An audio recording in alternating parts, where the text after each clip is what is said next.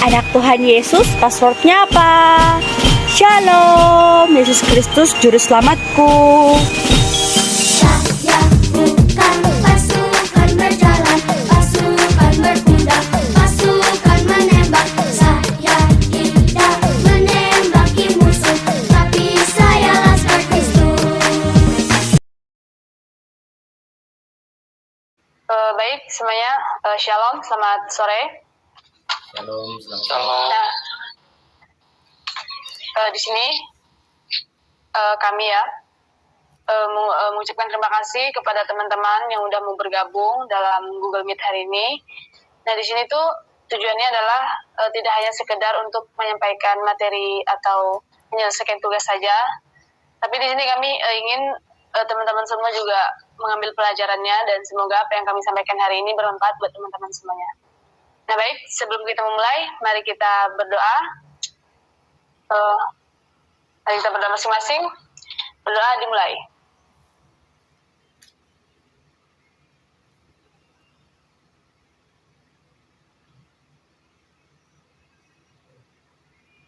Baik, berdoa selesai. Di sini kita akan memulai presentasi kita. Namun sebelumnya kami ucapkan terima kasih kepada teman-teman yang sudah bergabung pada sore hari ini. Nah, di sini tujuan kami tidak hanya untuk menyampaikan informasi saja. Nah, tapi di sini tidak hanya tujuan kami tidak hanya ingin menyampaikan sekedar menyelesaikan tugas, tapi di sini juga kami mengajak teman-teman yang bergabung untuk mengambil pelajaran, dan semoga apa yang kami sampaikan ini bermanfaat. Nah, di sini kita ada password surga, itu judul kita. Nah, di sini kita next slide. Nah, ini dalam keadaan kita yang sekarang ini, dalam kekacauan kita, dalam kekacauan yang kita alami, baik itu problem masalah kehidupan pribadi, atau seperti sekarang ini yaitu pandemi. Nah, dalam kondisi pandemi ini kan banyak sekali korban yang sakit ataupun yang meninggal. Nah, di situ kita sebagai manusia kita perlu yang namanya kepastian, di mana ini adalah kepastian akan keselamatan kita. Di sini kita perlu keselamatan, yaitu surga. Nah, di sini slide-nya, dalam kehidupan kita itu ada dua pertanyaan besar yang sangat sulit sekali untuk dijawab, baik kita sebagai orang Kristen ataupun orang lain. Baik kita itu orang kaya, orang miskin, orang yang berpendidikan sekalipun, akan sulit menjawab pertanyaan ini. Nah, ini pertanyaannya,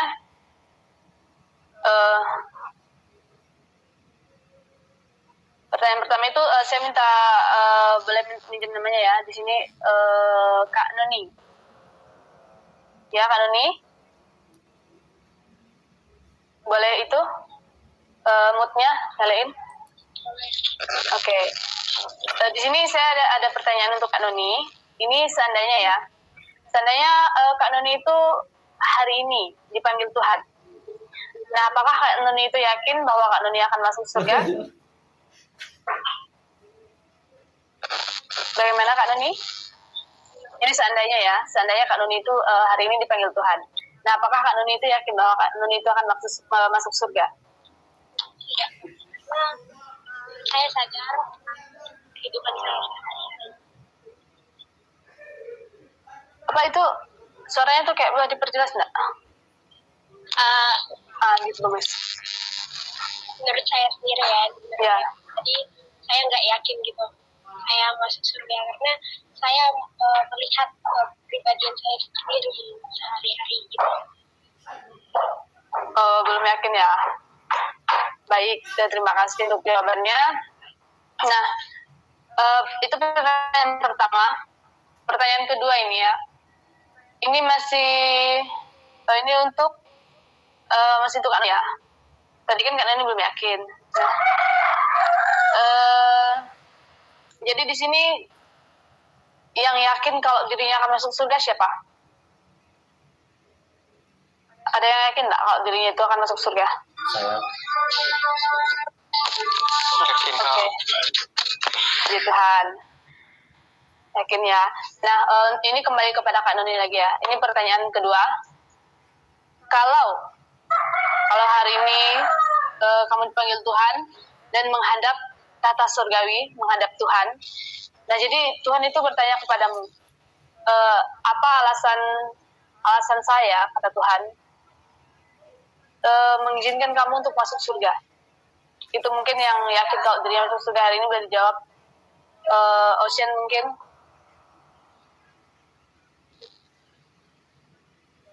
Boleh menjawab. Pertanyaan kedua ini adalah seandainya ya kamu dipanggil Tuhan dan kamu menghadap tahta surgawi. Nah, jadi Tuhan itu bertanya kepada kamu, apa alasan Tuhan gitu mengizinkan kamu untuk masuk surga? Ya,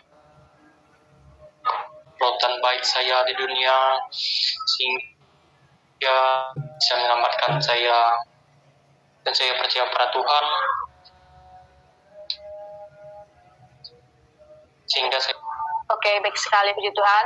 Nah, ya, kita sebagai manusia, apalagi sebagai pengikut Tuhan, kita tentunya kalau tadi ada pertanyaan pertama itu ada yang yakin bahwa dunia masuk surga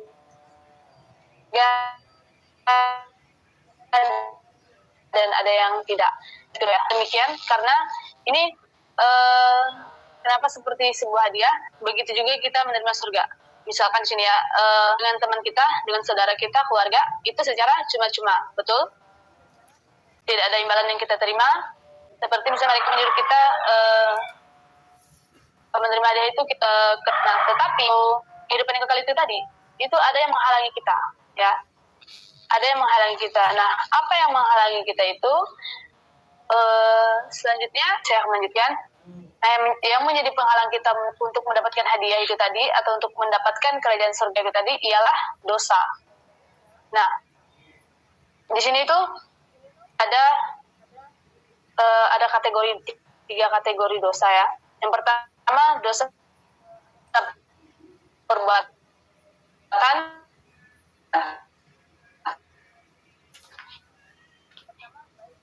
Yang kedua, dosa pikiran. Dan yang ketiga, tahu yang baik tapi tidak melakukan. Nah, untuk yang pertama ini, dosa yang kita lakukan, salah satu contohnya adalah mencuri, membunuh, nah, dan dosa-dosa lainnya yang kita lakukan. Kemudian kita melakukan sesuatu, misalkan seperti ini, kita melihat di depan misalnya ada buah mangga ya, ini contoh, dan pikiran kita itu kita berniat untuk mengambil buah mangga tersebut. Nah, sebelum kita melakukannya, dengan kita memikirkan itu tadi saja, itu sudah menjadi dosa untuk kita. Ya, itu dosa pikiran. Jadi sebelum kita melakukan dan kita memikirkan hal-hal yang tidak baik, itu adalah dosa. Nah, kemudian apa kategori yang ketiga itu, tahu yang baik tapi tidak melakukan itu? Contohnya begini, kita di jalan dan kita melihat seorang anak yang kesusahan, ya dia sedang kesusahan, dan kita tidak menolong anak tersebut. Nah, itu juga termasuk kategori dosa. Kita tahu padahal kalau kita menolong dia tuh kita perlakukan yang baik, tapi kita tidak melakukannya. Nah, itu kategori dosa. Nah, kemudian selain daripada ketiga kategori ini, ada juga dosa, yaitu dosa warisan kepada kita yang diberikan oleh Adam dan Hawa.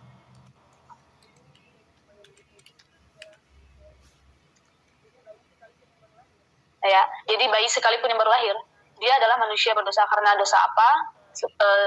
Bukan dari ketiga kategori ini, tetapi dia berdosa dari dosa warisan. Nah, di sini tertera ada dosa paket hemat ya.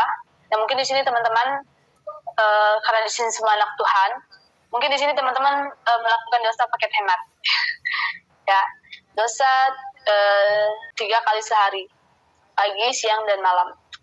Nah, tetapi misalnya di sini salah satu contoh, saya ambil Cynthia ya, kakak Cynthia. Misalnya di sini kakak Cynthia melakukan dosa itu 3 kali sehari, pagi, siang, dan malam. Ya, pagi, siang, malam, betul. Nah, kemudian kakak kalikan 30. Kakak kali lagi, 30 hari itu kali dalam 12 bulan. Kali lagi, misalnya kakak di sini kalau diizinkan untuk hidup, pengen hidup umur berapa kak? Kak Cynthia. Ya pengennya sih ya hidup abadi lah ya. Ya, di dunia ini kan manusia tidak bisa hidup abadi kak. Misalnya di dunia ini, pengen umurnya hidup tuh sampai berapa tahun? Kan ini tuh apa namanya, keinginan ya. Iya, keinginan. Contoh berapa tahun misalnya? Siapa sih yang mati gitu? Tapi kalau hidup menderita kan Kalau pasti selagi juga, ya. selagi ada waktu ya ngapain gitu. Ya udah, menurut saya sih. Jadi berapa tahun? Ya kalau bisa sih ya abadi sih menurut saya.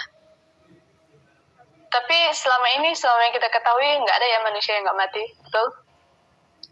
Iya. Betul. Iya. Ya. Apalagi sekarang itu paling ya anggaplah 70 tahun ya kan. Itu pun kalau.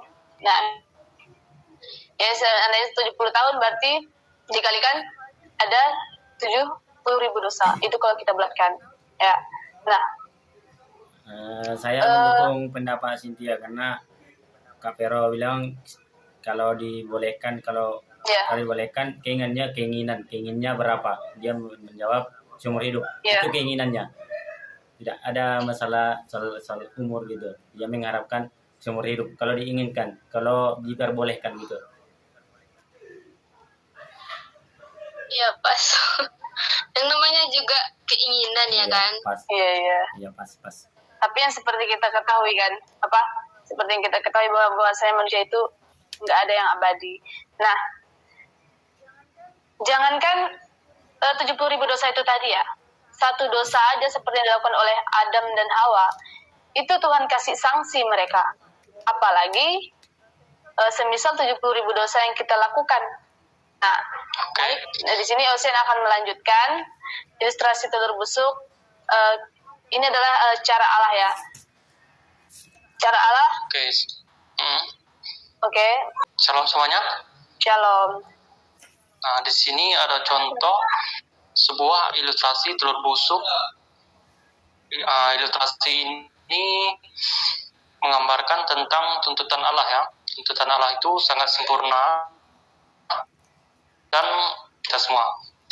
Dan ini ada sebuah perumpamaan contohnya. Ada 10 butir telur, dan 10 butir telur ini digunakan seorang ibu untuk membuat adonan kue. Dan sudah ia campurkan dengan gula dan air. Di adonan itu, namun seorang ibu itu baru saja menyadari bahwa satu telur yang ia pecahkan ternyata busuk. Namun, apa daya waktu yang singkat dan mepet, sehingga ibu ini tidak peduli dengan satu telur yang busuk tadi.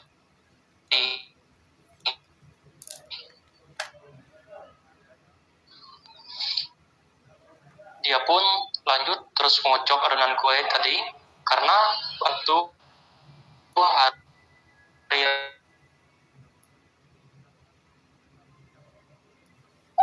dan itu daya Tidak.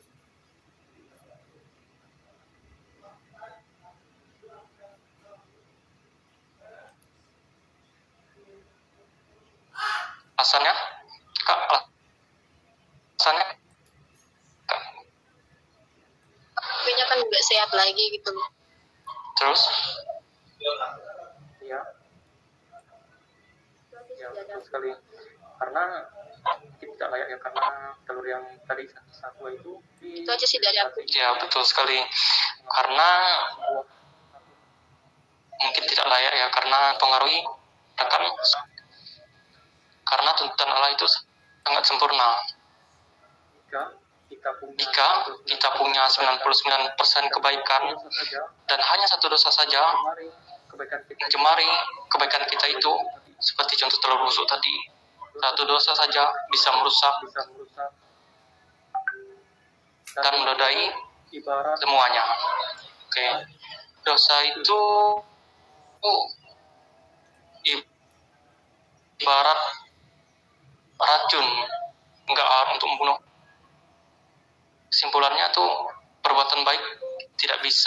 menyelamatkan kita karena kita sudah terkepung oleh kondisi kita sebagai orang berdosa, dan bahwa satu dosa saja sudah cukup membuat kita dilemparkan ke dalam neraka, karena tuntutan Allah itu sangat sempurna bagi umatnya. Oke, terima kasih. Itu adalah sebagai contoh ilustrasi telur busuk tadi. Oke, lanjut Kak.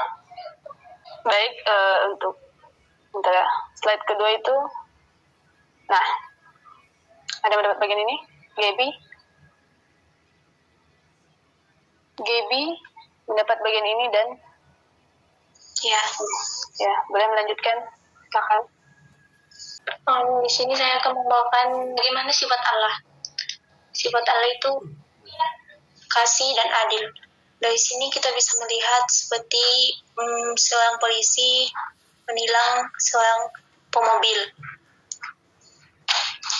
Di sini banyak orang yang merasa adil, tapi banyak juga orang yang tidak melakukan keadilan. Seperti kita hanya bisa melihat keadilan itu di pengadilan yang dilakukan oleh para hakim. Tapi di sini Allah lain, Tuhan lain melakukan apa itu kasih dan adil.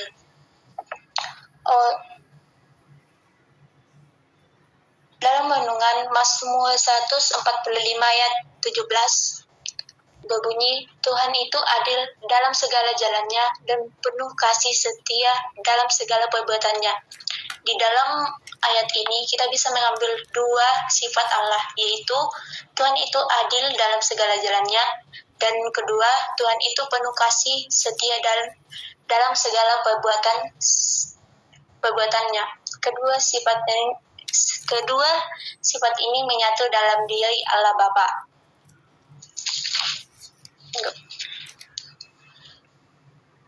Ketika kita berkata Allah itu adil, yang dimaksud ialah bahwa Ia sepenuhnya benar dalam memperlakukan ciptaannya. Allah tidak membeda-bedakan seperti yang terbunyi dalam Kisah 10 ayat 34. Ia juga melarang penganiayaan sesama, Zakaria 7 ayat 10. Dan Ia membalas para penindas dengan sempurna, 2 Tesalonika 1 ayat 6 dan Roma 12 ayat 19.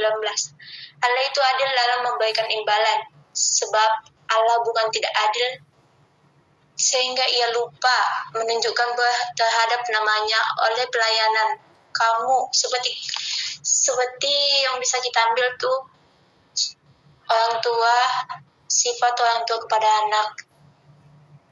Orang tua akan adil kepada setiap anak, pasti tidak akan membeda-bedakan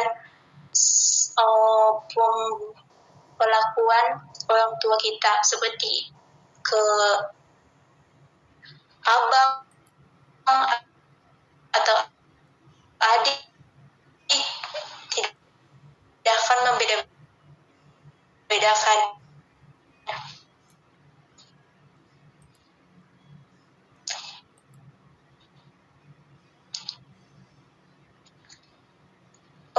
Dan kita bicara tentang pengadilan dan hakim, seperti pada gambar. Hanya di pengadilan ditemukan keadilan dengan ditetapkan yang tidak bersalah oleh hakim.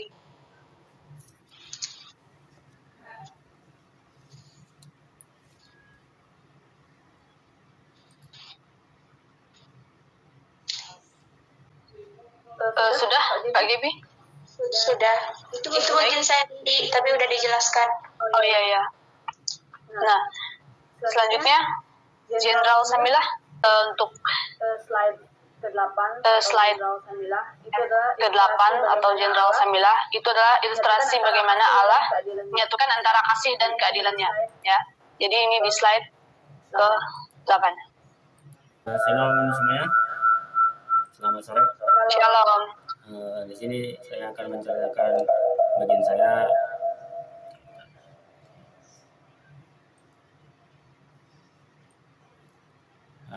Tuhan Maha Pengasih dan penuh kasih dan adil.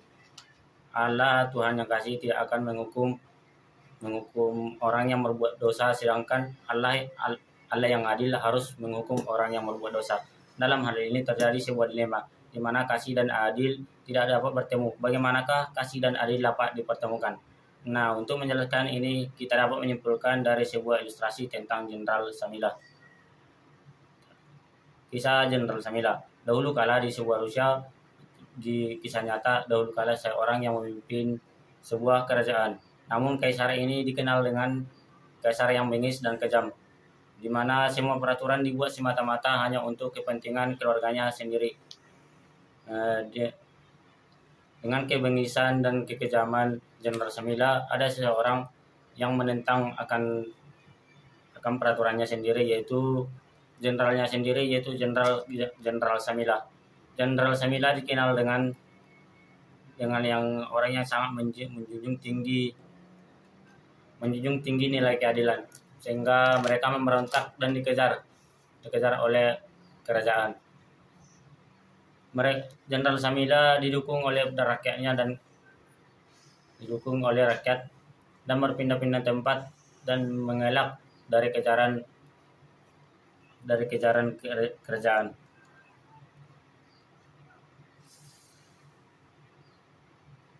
Dalam hal ini, Jenderal Samila pun rakyat mengalami masalah di mana pasokan atau kesediaan pangan mereka sangat menurun drastis, di mana diakibatkan mereka yang berpindah-pindah dari tempat yang satu ke tempat yang lain.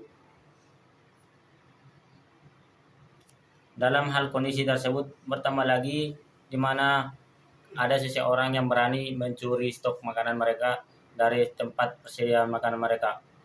Jenderal Samila pun pengawal Jenderal Samila pun melapor Jenderal, seseorang telah berani mencuri persediaan makanan kita. Mendengar hal itu, Jenderal Samila pun sangat marah dan geram. Jenderal Samila memerintahkan pengawalnya untuk mencari siapa di balik dalam pencurian tersebut. Setelah memerintahkan pengawalnya itu dan mendapat perintah, dalam 1 minggu, 2 minggu, dan 3 minggu pencurian tidak terjadi. Namun pada minggu berikutnya pencurian terulang kembali. Pengawal pun lapor komandan, lapor jenderal, seseorang telah pencurian terulang kembali dan seseorang telah berani mencuri kembali. Mendengar hal itu, Jenderal Samila pun sangat marah mendengar hal itu. Siapa yang berani mencuri stok makanan kita dalam kondisi seperti ini, kata Jenderal Samila. Jenderal Samila pun memperketat dan memerintahkan para pengawal untuk memperketat pengawasan untuk menangkap pencurian tersebut.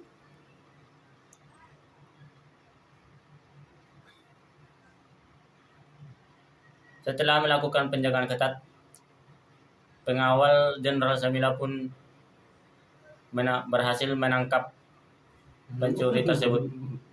Sebelum pencuri dibawa kepada Jenderal Samila, pengawal datang menghadap Jenderal Samila dan berkata, "Lapor Jenderal, kabar baik, pencuri telah berhasil kami tangkap, tetapi saya mohon agar Jenderal melepaskan pencuri tersebut, karena pencuri tersebut hanya perempuan tua. Ya, tidak hanya 50 kali, bahkan 5 kali pun perempuan tua itu mungkin sudah mati. Saya mohon lepaskanlah dia." Tetapi Jenderal Samila menolak. Tidak, semua pencuri harus menerima hukumannya. Jenderal Samila memerintahkan agar pengawalnya membawa pencuri ke hadapannya. Setelah beberapa selang kemudian, pengawalnya membawa pencuri tersebut ke hadapannya, dan betapa syoknya dan betapa terkejutnya Jenderal Samila bahwa pencuri tersebut ialah ibu yang melahirkannya, membesarkannya hingga dia besar dan jenderal seperti saat ini. Jenderal Samila pun kebingungan apa yang mereka perbuat. apa yang harus Jenderal Samila perbuat. Jika ia terus melanjutkan hukumannya, maka Jenderal Samila akan dicap sebagai dicap sebagai anak yang durhaka dan tidak mengasihi keluarganya. Tetapi jika dia tidak menghukum pencuri atau ibunya tersebut, maka Jenderal Samila akan diumumkan orang-orang dan bertanya, di manakah keadilan yang selama ini dia junjung. Pada esoknya Jenderal Samila pun akhirnya memutuskan bahwa ibunya untuk dihukum. Pada esok harinya, pada pagi hari, banyak orang berdatang berbondong-bondong untuk menyaksikan aksi penghukuman tersebut. Ibu Jenderal Samila pun dibawa ke alun-alun untuk dihukum dan dicambuk 50 kali. Waktu pencabukan ibu Jenderal Samila pun berteriak, "Sudah, hentikan." Jenderal Samila pun datang ke alun-alun memeluknya sambil berkata, "Ibu, aku mengasihi engkau. Aku tidak sanggup melihat ibu menderita." Jenderal Samila pun melepaskan ikatannya dan membawanya keluar dari alun-alun. Kemudian Jenderal Samila pun datang ke alun-alun dan memerintahkan Algojo untuk mencambuknya 50 kali. Karena aku ada pertanyaan sedikit.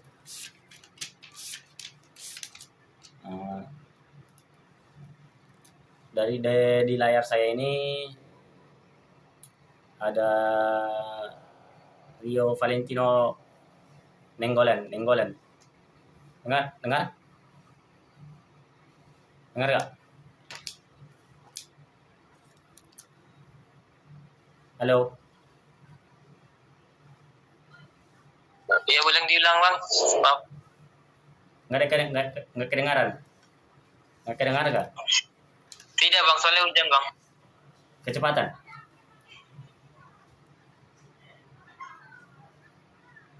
Soalnya hujan, Bang. Hujan. Suaranya kurang kencang. Oh, jadi pertanyaan enggak sama dia. Jadi bisa hujan ke jadi diulang ya.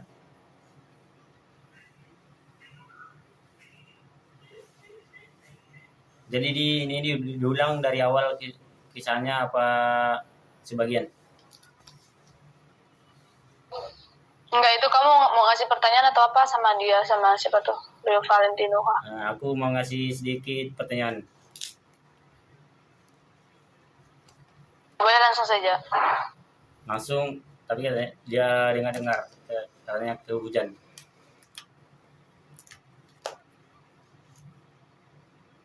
Rio dengar ya, Bang Rio Valentino ya?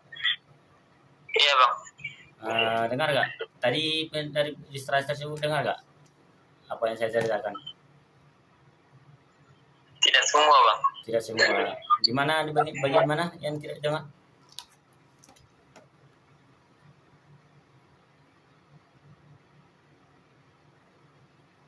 Oke, ya, saya ulang lagi ya.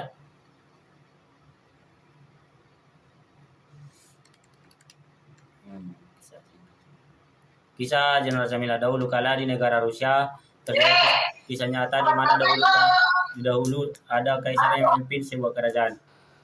Namun kaisar tersebut dikenal dengan kaisar yang sangat bingis dan kejam, di mana semua peraturan hanya dibuat semata-mata untuk kepentingan keluarganya sendiri.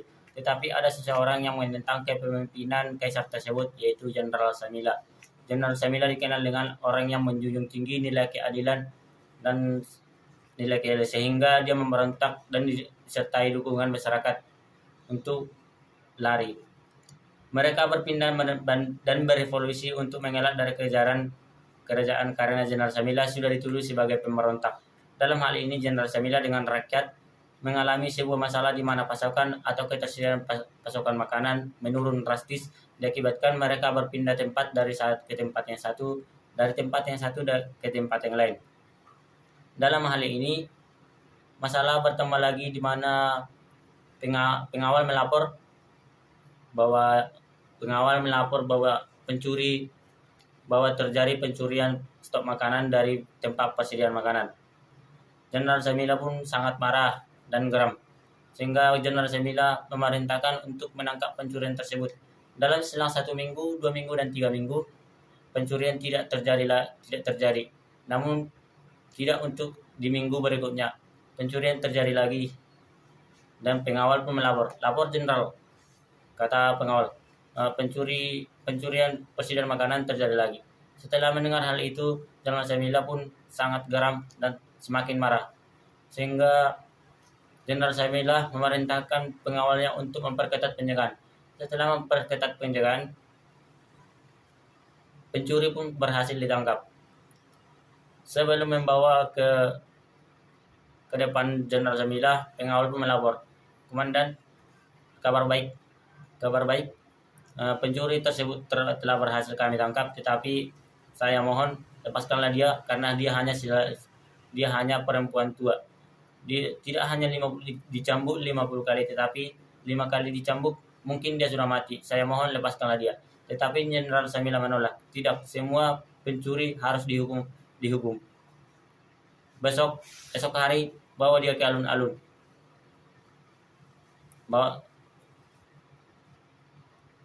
Jenderal Samila pun memerintahkan agar pengawal membawa pencuri tersebut di hadapannya. Pengawal pun membawa pencuri ke hadapannya, dan betapa syoknya dan betapa terkejutnya Jenderal Samila bahwa pencuri tersebut adalah ibu yang melahirkannya, membesarkannya hingga ia jenderal sekarang. Dia pun merasa bingung apa yang harus dia lakukan. Jika dia terus melakukan penghukuman, maka ia akan dicap sebagai orang yang tidak mengasihi keluarganya. Tetapi jika dia tidak melanjutkan penghukuman, maka dia akan dibicarakan oleh masyarakat dan bertanya di manakah keadilan yang dia junjung selama ini. Jenderal Samila pun memutuskan untuk membawa ibunya atau pencuri tersebut dibawa ke alun-alun pada esok harinya. Pada esok harinya, banyak orang yang berbondong-bondong untuk melihat penghukuman. Ibu Jenderal Samila pun dibawa ke alun-alun dan diikat. Algojo sudah bersiap-siap untuk mencambuk ibu Jenderal Samila atau pencuri tersebut sebanyak 50 kali. Tetapi Jenderal Samila berteriak, "Stop, hentikan." Jenderal Samila pun datang ke alun-alun, memeluk dan sambil berkata, "Ibu, aku mengasihi engkau. Aku tidak sanggup melihat ibu menderita." Jenderal Samila pun melepaskan ikatan tersebut dan membawanya keluar dari alun-alun. Setelah membawanya keluar dari alun-alun, Jenderal Samila pun datang ke alun-alun dan memerintahkan Algojo untuk mencambuknya 50 kali. Nah, udah kah? Rio Valentina udah kah? Udah dengar? Sudah, Bang. Udah. Di sini saya akan bertanya sedikit. Apa pertanyaan atau pernyataan yang dapat Bang Rio dapat simpulkan dari ilustrasi tersebut? Sesuai judul, Tuhan Maha Pengasih dan penuh kasih dan adil. Apa yang dapat Bang Rio simpulkan gitu? Ya, gini Bang, namanya kita kehidupan kita gitu kan Bang. Ya. Ya, kita alhamdulillah melihat orang tua kita disiksa gitu ya Bang. Cuma segitu kan? Iya.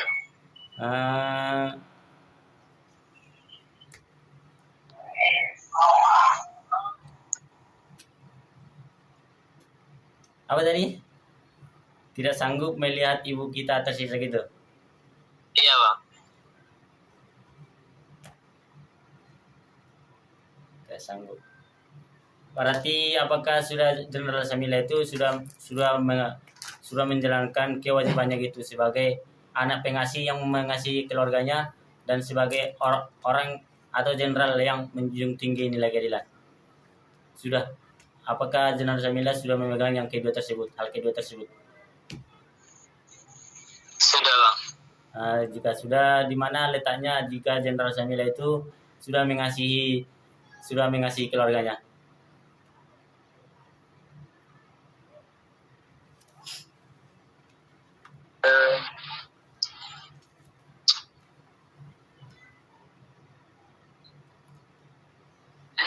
kurang paham jelaskannya, Bang.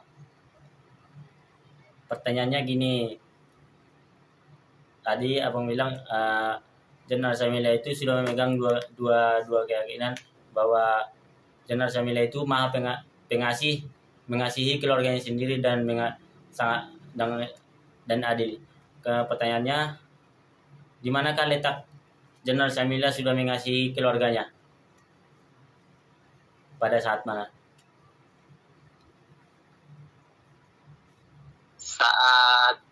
Saat ibunya disiksa, Bang. Saat ibunya disiksa.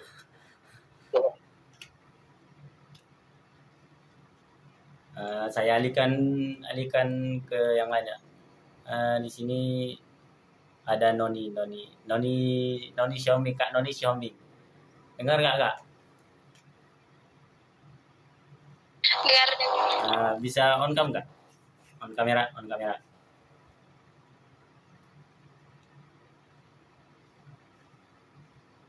Udah kan? Pertanyaan tadi sudah mendengar semua penjelasan atau ilustrasi dari saya kan? Dari saya. Belum semua, Kak. Belum semua. Itu nggak perlu kamu jelaskan dari awal lagi.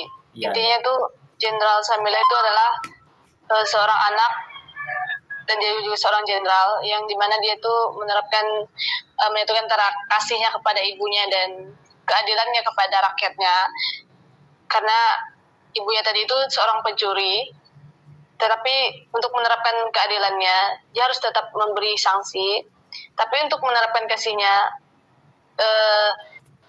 dialah yang akhirnya yang menanggung kesalahan ibunya. Jadi dengan itu dia menerapkan antara kasih dan keadilannya. Itu sekian dari penjelasan dari saya. Selanjutnya saya kasih bagian yang lain. Shalom. Nah, baik.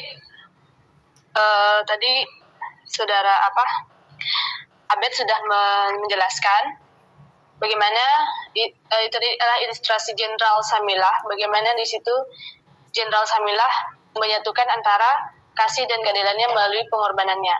Nah, demikian pula yang dilakukan oleh Yesus. Yesus menyatukan keadilannya dan kasihnya terhadap manusia dengan pengorbanannya di kayu salib. Ya. Nah, di sini kenapa harus Yesus? Nah, jadi yang dipilih itu Yesus karena di sini Yesus itu dia seorang manusia yang lahir dari ibu yang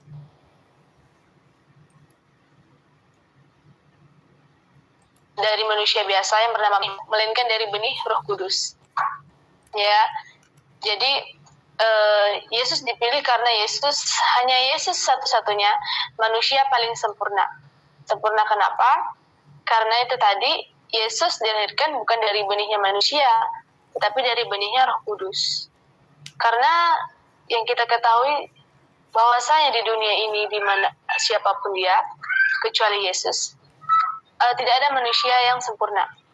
Kenapa? Karena manusia baru lahir saja itu sudah berdosa. Dosa apa? Dosa warisan. Dan sedangkan kita ini sebagai manusia biasa ini kita tidak terlepas yang namanya dari dosa ya. Nah, kenapa tidak manusia lain saja? Nah, karena manusia tidak bisa menebus sesamanya manusia karena sama-sama berdosa. Jadi harus ada satu manusia sempurna yang diutus untuk menebus dosa manusia, yaitu Yesus Kristus. Ya. Nah, jadi Yesuslah yang menebus dosa manusia. Baik, selanjutnya itu paham ya? Tadi itu yang kenapa Yesus? Karena Yesus itu dilahirkan bukan dari benih manusia, melainkan dari benih Roh Kudus. Nah, selanjutnya ini slide ini sekian dari sebenarnya bagian okta ya, tapi tidak apa-apa. Nah, jadi ada selain dari percaya itu tadi ada satu kunci lagi, yaitu untuk memperoleh kerajaan surga tadi. Nah, itu apa ini? Iman. Langsung ya. Itu bisa pakai adhesive. Nah. Yaudah. Sebelumnya saya ucapkan selamat sore, shalom. Shalom. Di sini saya bakal lanjutkan penjelasan dari teman-teman yang sudah dijelaskan di atas. Atau ini matikan kameranya, soalnya nggak ada insert gitu, jadi nggak bisa ngomong jelas. Yang apa? Yang pertama tuh iman tuh ibarat kunci. Percaya tapi tidak kenal. Yang kedua berdasarkan akal saja. Yang ketiga iman yang temporer. Yang pertama maksudnya iman percaya tapi tidak kenal itu kayak kita kenal Tuhan. Kita percaya sama Tuhan, tapi kita tidak pernah melihat, namun kita tahu kalau Dia Tuhan yang menciptakan kita. Yang kedua, iman berdasarkan akal saja. Maksudnya, kita hanya ngikut orang percaya, kita juga percaya. Orang enggak, kita juga enggak. Kita hanya ngikut orang karena akal kita. Yang iman temporer itu seperti iman yang belum tetap lah gitu ya. Bisa dibilang belum tetap antara percaya dan tidak percaya sama Tuhan. Terus di slide yang terakhirnya langsung dijelaskan juga Kak. Kalau memang mau bisa, karena kebetulan Ferry di sini belum bergabung, boleh. Tapi kalau memang enggak, nanti biar saya melanjutkan.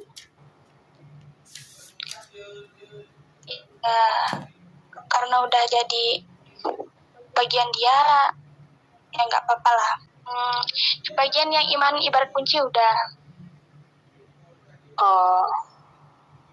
Udah ya.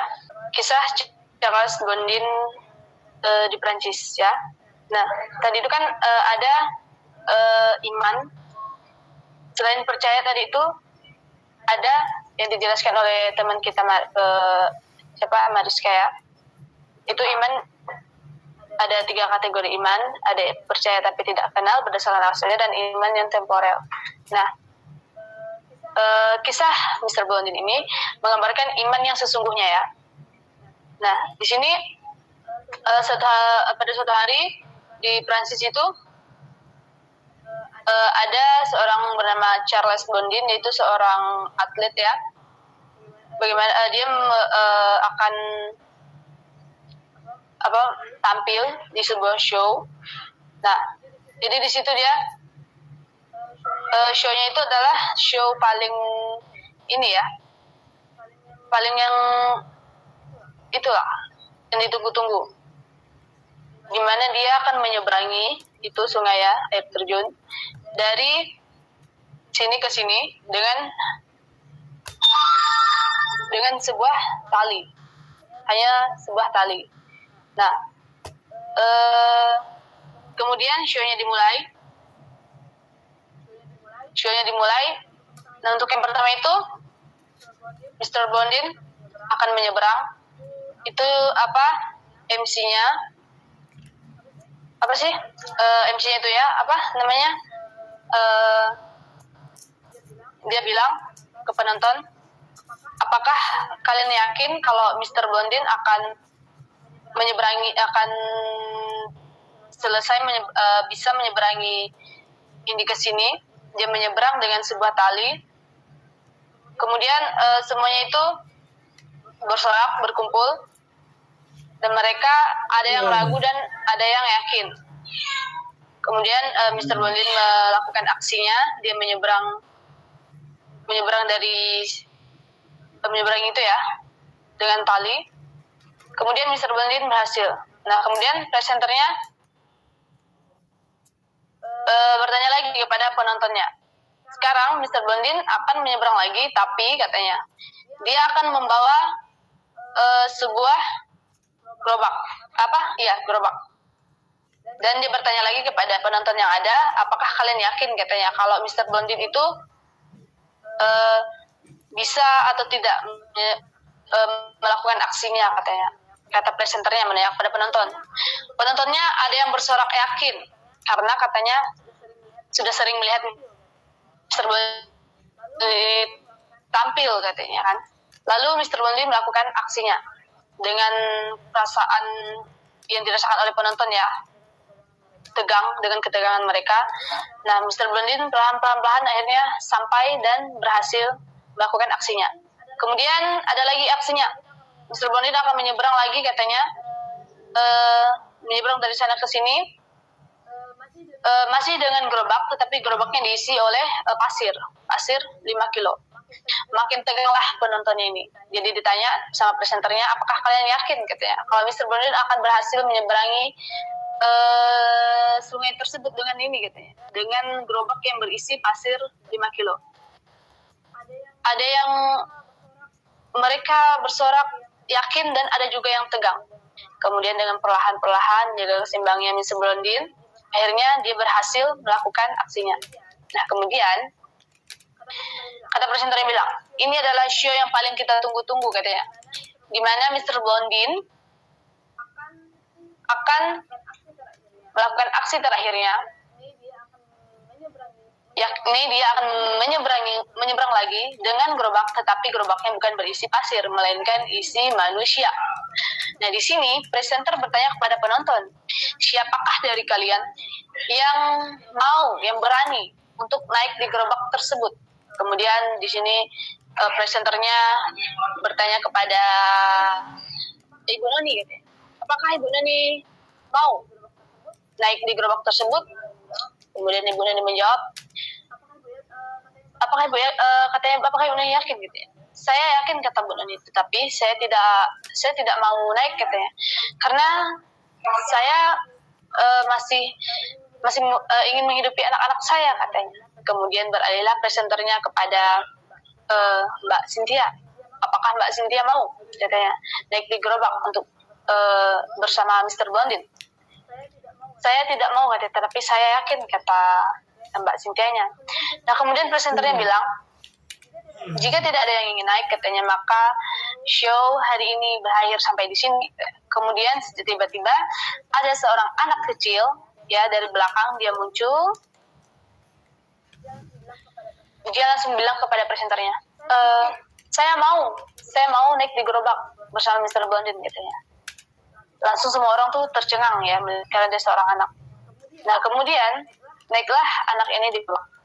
Kemudian dengan tegang, kamu anak siapa, kata presenternya. Oh, itu ayah saya katanya. Ternyata anak kecil ini tersebut tadi adalah anaknya Mr. Blondin. Nah, jadi anak kecil ini tadilah yang dia yakin gitu. Jadi dia bilang, itu kan ayah saya katanya. Ayah saya tidak mungkin mencelakai saya katanya.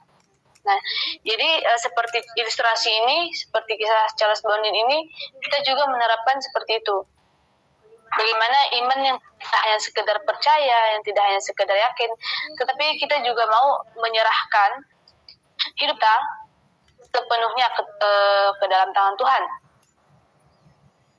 Ya, nah jadi kuncinya itu tadi tidak hanya sekedar percaya dan yakin, tetapi kunci tadi itu adalah yakin, percaya, dan mau menyerahkan hidup sepenuhnya ke dalam tangan kasih Tuhan. Jadi ini itu pesannya, mungkin teman-teman yang lain bisa mengerti ya. Jadi tadi dari awal ini judul kita itu adalah password surga. Ya, nah password surga itu tadi seperti hadiah, dan hadiah itu yang kita terima secara cuma-cuma. Tetapi ada yang menghalangi kita untuk menerima surga itu, yaitu adalah dosa. Nah, jadi ada ilustrasi juga ini, bagaimana cara Tuhan ya. Nah, ini menyatukan antara kasih dan keadilannya, karena seperti Jenderal Samilah, yaitu melalui pengorbanan. Nah, ini yang dilakukan oleh Yesus.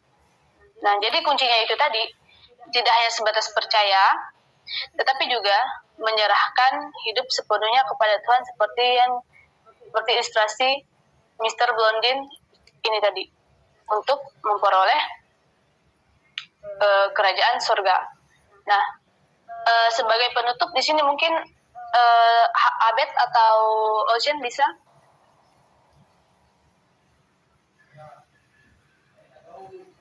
Nah, di sini kan slide terakhir di sini untuk penutup. Sebelumnya saya ingin bertanya kepada teman-teman ya. Apakah di sini teman-teman yang diundang ini, apakah memahami semua penjelasan itu tadi?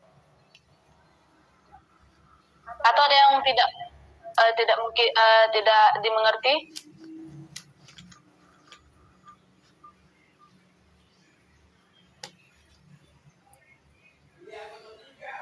Bagaimana, semuanya mengerti? Sudah. Sudah mengerti, Kak? Baik. Nah, di sini apakah teman-teman di sini semuanya mau percaya dan menyerahkan hati dan hidup Anda kepada Tuhan Yesus?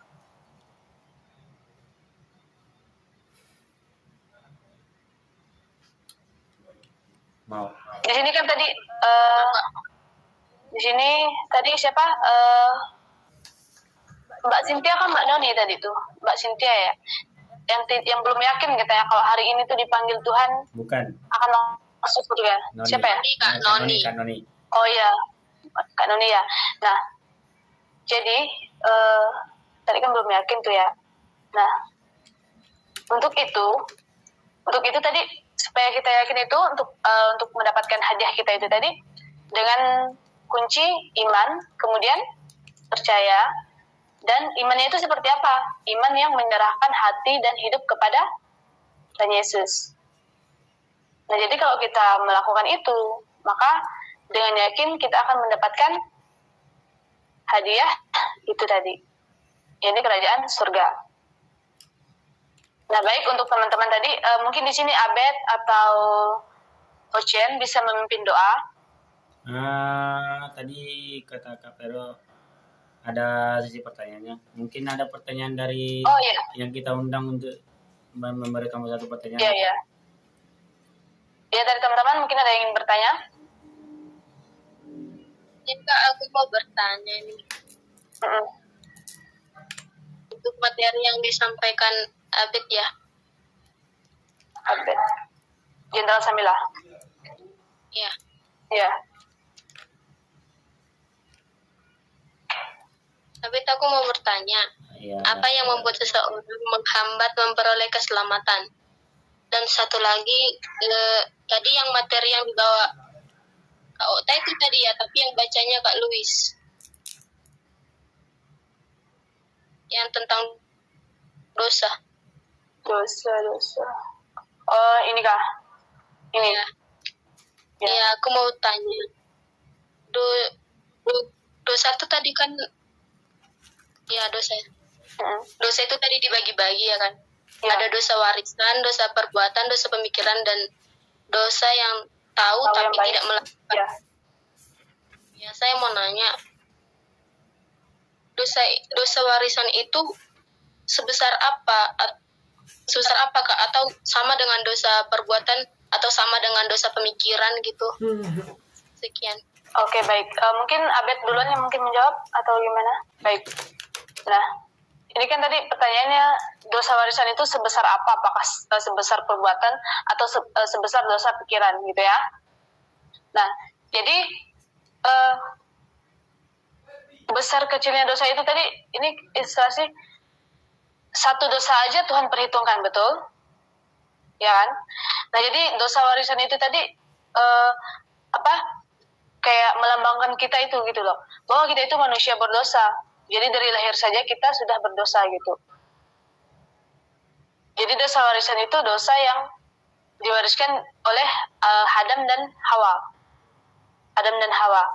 Nah, jadi tetapi ya, kita ini kan manusia itu tidak ada yang sempurna ya. Nah, tetapi di sini Yesus diutus untuk menebus dosa kita, karena kita manusia berdosa. Jadi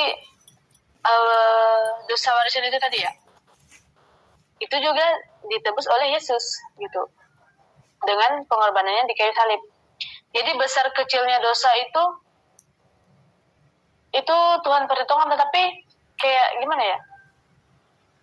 Kalau kita gini lah, seperti contoh yang telur itu tadi ya, telur busuk itu tadi ilustrasinya. Kamu memahami kan? Ini telur busuk itu tadi. Nah, ini aja satu telur busuk itu mencemari 9 yang baik, yang bagus, 9 kebaikan. Nah, begitu juga dengan satu dosa. Satu dosa saja Tuhan perhitungkan gitu loh. Dosa. Nah, mengerti kah? Mengerti kak?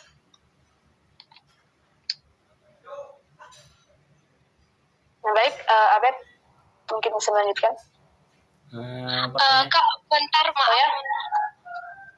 Tadi kan kakak bilang dosa yang besar kecil. Maksudnya apa? Bukankah setiap dosa itu sama di mata Tuhan? Iya, kamu kan tadi beda orang kayak nanya tuh. Kamu masih sama? Beda kak, beda. Oh iya. Tadi kan siapa bertanya tuh tadi yang pertama?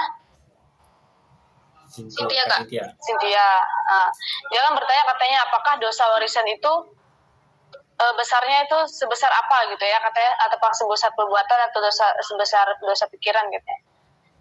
Nah, dosa itu kan tidak diperhitungkan besar kecil, tetapi karena kita tuh kan sudah ditebus ya. Dan kita sekarang ini melakukan kebaikan atau kita sering beribadah bukan karena kita ingin menebus dosa, bukan karena kita ingin menebus dosa kita, tapi sesungguhnya kita itu sudah ditebus. Dosa kita itu sudah ditebus. Namun kita melakukan kebaikan itu, kita sering beribadah itu karena kita mengucap syukur, karena kita berterima kasih gitu loh, karena kita sudah ditebus. Paham nggak maksudnya? Oh ya, paham kak. Paham kan? Nah, jadi itu tadi dosa warisan itu satu dosa saja Tuhan perhitungkan ya kan. Apalagi misalnya kalau kita melakukan banyak dosa gitu. Nah, untuk menebus dosa kita itu, ya diutuslah Yesus sebagai satu-satunya manusia paling sempurna untuk menebus dosa manusia. Ya. Next pertanyaan gini kak. Tadi kak bilang Yesus diutus satu-satunya manusia yang sempurna, ya kan? Iya. Nah, jadi pertanyaan, bukankah Yesus itu roh? Sekian? Atau ini aja pertanyaannya. Gimana? Di kitab mana atau apa bukti? Nah, tadi kan kakak bilang Yesus itu manusia yang sempurna. Kan kitab mana yang mendukung gitu ya, yang jadi kitab mana yang mendukung kalau Yesus itu manusia? Oke, sekian kak? Iya kak. Oke, baik. Jadi gini ya, materi ini kami sampaikan sesuai dengan apa yang Pak John sampaikan kemarin. Jadi kami mengulang materi dan kami sampaikan kepada kalian yang belum mendengar gitu. Nah, jadi kenapa Yesus dikatakan manusia sempurna? Saya tidak tahu juga itu dalam kitab apa. Nah, tetapi di sini yang jelas Yesus itu manusia sempurna karena Yesus tidak berdosa. Karena Yesus manusia yang tidak berdosa. Ya. Karena dosa warisan itu kan kalau seseorang itu dilahirkan oleh manusia dari keturunan Adam dan Hawa, kita inilah kan. Nah, jadi kita itu manusia berdosa, sedangkan Yesus itu dari benih Roh Kudus. Jadi Yesus itu manusia sempurna. Dia bukan keturunan dari manusia berdosa, tapi dia dari benih buah dari Roh Kudus. Di sini paham ya?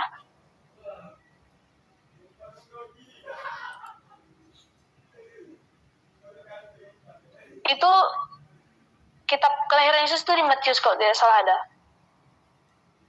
Kelahiran Yesus. Yang menunjukkan bahwa Yesus itu bukan dari benih manusia, tapi dari benih Roh Kudus. Nah, itulah yang membuat Yesus itu manusia satu-satunya paling sempurna. Jadi dia dari benih Roh Kudus.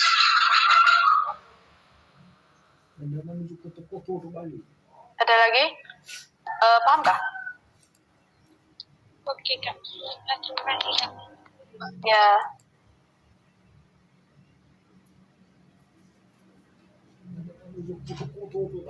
Baik, gitu sudah. Iya, kepada Abednego. Saya ulang ya. Bet. Iya. Iya, Kak. Saya bertanya nih Bang. Apa yang membuat seseorang menghambat memperoleh keselamatan? Pertanyaan saya juga sini tadi kakak bertanya sesuai kisah saya ya.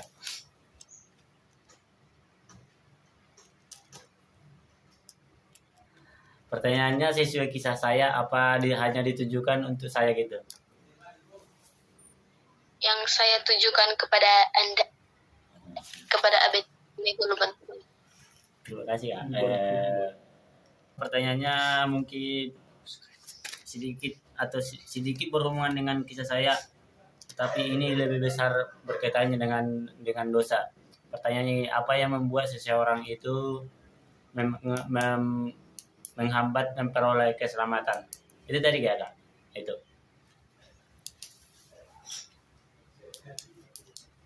Halo Kak. Iya Bang. Iya seperti itu. Saya pernah mendengar ayat Alkitab seperti ini. Dalam Matius pasal 13 ayat 21. Apabila datang penindasan dan penganiayaan dalam firman itu, orang itu akan segera murtad. Terus kenapa manusia bisa murtad? Kenapa manusia bisa murtad? Karena ada benih-benih karena benih atau firman Tuhan tidak cukup berakar atau tidak dipahami lebih dalam, atau Alkitab itu tidak dipahami lebih sesama oleh manusia. Dalam Ibrani pasal 3 ayat 12 ayat 5 sampai 15, karena hatinya jahat, tidak sungguh-sungguh mengenal kebenaran atau mengenal kebenaran Allah, tidak sesungguh percaya. Maka seseorang itu akan mudah dipengaruhi oleh iblis dan memperoleh dosa atau segera murtad. Saya juga pernah membaca atau mendengar sebuah khotbah di mana Ibrani 6 ayat 4 sampai 8 mengatakan, sebab mereka yang pernah diterangi hatinya, yang pernah mengecap karunia surgawi, dan yang pernah mendapat bagian dalam Roh Kudus, dan yang mengecap yang baik dari Allah dan karunia-karunia yang akan datang. Namun yang murtad lagi tidak mungkin dibaharui lagi sedemikian hingga mereka bertobat jika mereka menyalibkan lagi anak Allah bagi diri mereka dan menghinanya di muka bumi. Sebab tanah yang mengisap air hujan yang jatuh ke atasnya dan yang menghasilkan tumbuh-tumbuhan yang berguna bagi mereka dan mengerjakannya menerima berkat dari Allah. Terjadi jikalau di tanah menghasilkan semak duri tidaklah berguna dan sudah dekat dengan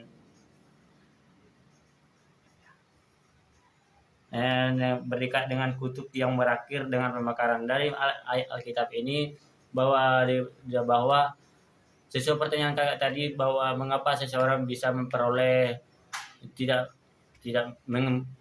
seseorang itu bisa menghambat memperoleh keselamatan. Sesuai Alkitab tadi itu yang pertama paling itu adalah murtad. Mana murtad itu adalah sebuah dosa di mana itu terjadi karena dia tidak memperoleh tidak menghayati atau tidak menghayati ayat Alkitab, sehingga benih atau ayat Alkitab Allah itu sangat lemah di pikirannya maupun hatinya. Sekian. Terima kasih Bang. Ya, Bang.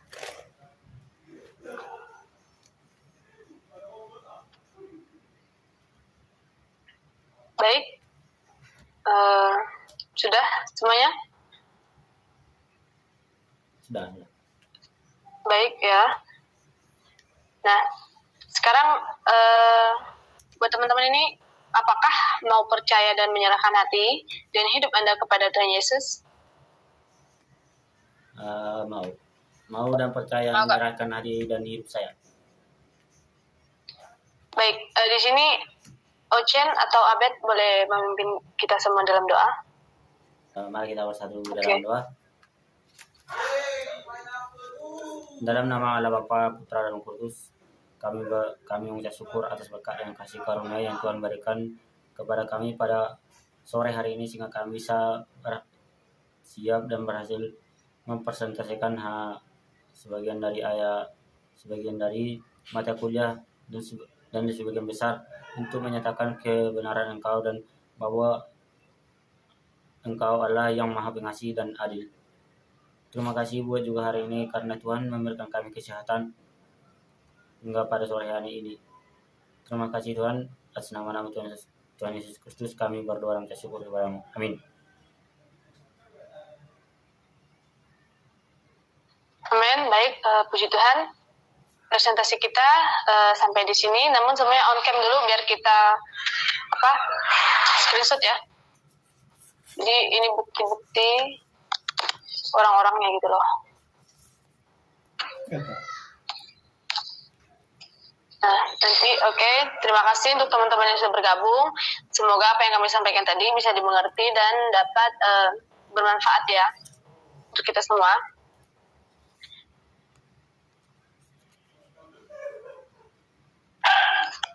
Shalom.